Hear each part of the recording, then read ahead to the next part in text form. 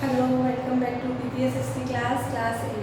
Now in this video lecture of History Chapter 2 from Trade to Territory, we will discuss about the different terms that are most important, the terms of company officials become Nawabs. In this heading we will discuss that how East India Company officials become Nawabs. किस प्रकार से जो east India company है वो अब नवाब की तरह work करना चाह रही थी. It means that they want to more power and more responsibility. Now company rule expands.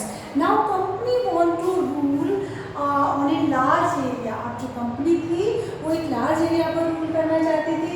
Now next heading we will discuss about the Tipu Sultan. He is known as the Tiger of Mysore. Tipu Sultan के बारे में discuss करेंगे detail में कि किस प्रकार से टीपू सुल्तान को टाइगर ऑफ मैसूर के नाम से भी जाना जाता है और इन्होंने अंग्रेजों के प्रति कौन कौन से युद्ध किए थे उनके बारे में डिस्कस करेंगे. So in the previous video lecture you have studied about the battle of Plassey and the battle of Buxar. So the two dates you have to keep in your mind very important. For example when was the battle of Plassey fought. Plassey का युद्ध कब हुआ था? तो 1757. And when was the battle of Buxar fought? It was fought in 1764. तो 1757 में तो प्लासी का युद्ध हुआ था और 1764 में बक्सर का युद्ध हुआ था. तो ये दोनों ही जो बैटल हैं वो मोस्ट इम्पोर्टेंट है. क्यों इम्पोर्टेंट है? क्योंकि इन्हीं युद्ध में जो अंग्रेज थे उन्होंने विजय प्राप्त की थी भारतीय शासकों पर और इसलिए ये भारत के इतिहास में बहुत ही फेमस हो गए और अपने आप को कुछ ज़्यादा ही समझने लग गए थे अंग्रेज. तो धीरे धीरे अब वो अपनी कंपनी का विस्तार एक्सपेंड करने लगे थे. Now we will discuss the remaining chapter in detail through the text book. So let's start the chapter explaining through the text book. Thank you. Yes, before discussing the heading, I want to inform you that your exams are going to start from 5th of October, so you have to prepare well. And for that, you have to read the chapter completely because I will give you understanding based questions. So for that, you have to be ready through reading the chapter. जब तक आप read नहीं करेंगे chapter और जो मैंने important lines बताई हैं उनको लर्न नहीं करेंगे तब तक आप अच्छे से एग्ज़ाम नहीं दे पाएंगे. तो बिना रीड किए हुए आप क्वेश्चन सॉल्व नहीं कर पाएंगे. तो अच्छे से रीड करना है पूरे चैप्टर को और जो इम्पोर्टेंट लाइंस हैं उनको अंडरलाइन करके लर्न करना है. Now let's start the discussion. Company officials become nawabs. किस प्रकार से जो कंपनी ऑफिशियल्स थे अब वो खुद नवाब के रूप में वर्क करना चाहती थी और एक तरीके से नवाब की तरह ही वर्क करने लगी थी. How? What did it mean to be nawabs? नवाब का क्या मतलब है? इसका मतलब ये है कि it mean of course that the company acquired more power and authority. इसका मतलब ये है कि अब कंपनी को मोर पावर और अथॉरिटी मिल चुकी थी. यानी कि जो पावर और अथॉरिटी नवाबों के पास थी अब वो अंग्रेज़ों के पास हो चुकी थी. इसीलिए वो नवाबों की तरह वर्क करने लगे थे. But it also mean something else. लेकिन इसके अलावा भी इसका कुछ मतलब है. Each company servant begin to have vision of living like nawabs. अब हर कंपनी का जो सर्वेंट था वो अपने आप को नवाब समझने लगा था. Now next page. Yes, after the battle of Plassey the actual nawabs of Bengal were forced to give land and vast sums of money as personal gifts to company officials. और प्लासी के युद्ध के बाद जो वास्तविक नवाब थे अब बंगाल के जो वास्तविक नवाब थे उनको फोर्सली हटा दिया गया था वहाँ से और कुछ लैंड दे दी गई थी जिसके लिए उनको कुछ गिफ्ट पे करना होता था कंपनी ऑफिशियल्स को. तो Robert Clive himself amazed a Fortune in India.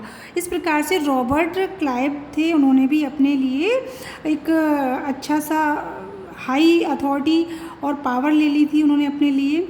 He had come to Madras now Chennai from England in 1743 at the age of 18. और वो इंग्लैंड से मद्रास जिसको अब चेन्नई के नाम से जाना जाता है 1743 ईस्वी में जब वो 18 साल के थे आए थे. When in 1767 he left India, his Indian fortune was worth 401.102 pound. जब वो जो भारत से जब वो गए तो उनके पास जो अमाउंट था वो 401.102 पौंड था। Interestingly when he was appointed governor of Bengal in 1764, और जब उनको बंगाल का गवर्नर बक्सर के युद्ध के बाद बनाया गया था। कब हुआ था बक्सर का युद्ध? 1764 में। That date you have to always keep in your mind. So the battle of Buxar was fought in 1764। तो उसी युद्ध के बाद बंगाल का जो गवर्नर है वो लॉर्ड क्लाइव को बना दिया गया था। He was asked to remove corruption to company administration, but he was himself cross examined in 1772 by the British parliament which was suspicious of his vast wealth. He was asked, उनसे कहा गया था कि वो कंपनी का जो प्रशासन है उससे करप्शन को हटाएं, उससे भ्रष्टाचार को हटाएं, लेकिन उनका खुद का भी परीक्षण हुआ था 1772 में, और जो ब्रिटिश पार्लियामेंट थी उनको संदेह था कि जो लॉर्ड रॉबर्ट क्लाइव हैं उन्होंने बहुत ज़्यादा मात्रा में धन अर्जित किया है भारत से। सो ऑल्दो ही वॉज एक्विटेड, हालांकि उनको बाद में दोष मुक्त कर दिया गया था। एक्विटेड का मतलब दोष मुक्त कर दिया गया था। ही कमिटेड सुसाइड इन 1774, लेकिन उन्होंने दोष मुक्त होने के बाद भी आत्महत्या कर ली थी 1774 में। तो कई बार ये क्वेश्चन भी पूछा जाता है कि बंगाल का कौन सा गवर्नर था जिस पर सस्पिशियस होने के कारण उसने सुसाइड कर ली थी, आत्महत्या कर ली थी आत्मग्लानि के कारण? तो Lord Robert Clive. Now next paragraph, however not all company official succeeded in making money like Clive। हालांकि और जो कंपनी ऑफिशियल्स थे वो मनी कलेक्ट करने में या मनी मेकिंग में सक्सेस नहीं हुए थे। Many died an early death in India due to disease and war, and it would not be right to regard all of them as corrupt and dishonest। इनमें से कई लोग जो मनी मेकिंग कर रहे थे, भारत में अपना धन बना रहे थे, यानी कि जो धनवान बन रहे थे, वेल्दियर बन रहे थे, उनमें से कई की मृत्यु तो भारत में हो गई बीमारी के कारण, या युद्ध में कई रीज़न थे जिसके कारण उनकी मृत्यु इंडिया में ही हो गई थी। तो उनको करप्ट या डिसऑनेस्ट रिगार्ड नहीं किया जा सकता है। Many of them came from humble background and their uppermost desire was to earn enough in India, return to Britain and lead a comfortable life. इनमें से कई तो ऐसे ऑफिशियल्स थे जो बहुत ही हम्बल बैकग्राउंड से थे, और उन्होंने अपनी जो अपर मोस्ट इच्छा थी, डिज़ायर थी, उसके कारण भारत में धन अर्जित किया और फिर ब्रिटेन में जाकर के एक कंफर्टेबल लाइफ लीड करने लगे। Those who manage to return with wealth led flashy lifes and flaunted their riches. Now those who manage, अब जो लोग जिन लोगों के पास धन और अच्छा जीवन हो चुका था, अब वो रिच और फ्लैसी हो चुके थे, देवर कॉल्ड नवाब्स। अब उनको नवाब कहा जाने लगा था क्योंकि अब उनके पास मोर पावर और अथॉरिटी आ चुकी थी, इसलिए अब उनको नवाब कहा जाने लगा था। एक नवाबों की तरह वो जीवन व्यतीत करने लगे थे। An anglicised version of Indian word nawab, जो कि एक इंग्लिश वर्जन है किसका? नवाब का। आप देख सकते हैं दोनों ही स्पेलिंग डिफरेंट है। भारत में इसका जो नवाब की स्पेलिंग है वो ये है, लेकिन जो नवाब से ये इंग्लिश वर्जन है भारत इंडियन वर्ड नवाब का। So I hope you understood what is the difference between the spelling. Now they were often seen as upstart and social climbers in British society and were ridiculed or made fun of in plays and cartoons. कई बार क्या हुआ, जो आपके social climbers, Britain की जो Britain society के जो members थे या जो ऑफिशियल्स थे, उनका यहाँ पर रिडिक्यूल भी किया गया, आलोचना भी किया गया, मजाक भी बनाया गया, और उनके ऊपर कई सारे प्लेज और कार्टून भी बनाए गए।